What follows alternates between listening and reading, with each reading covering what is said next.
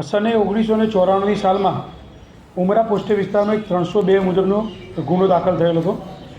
જે ગુનાના આરોપી 31 વર્ષ જૂનો વોન્ટેડ આરોપીને ક્રાઇમ બ્રાન્ચે પકડી પાડેલ છે।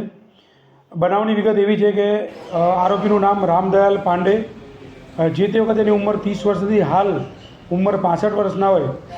કાપડિયા હેલ્થ સેન્ટરની બહાર પાનના ગલ્લા બાબતમાં બંને ઈસમો વચ્ચે મગજમારી થયેલી।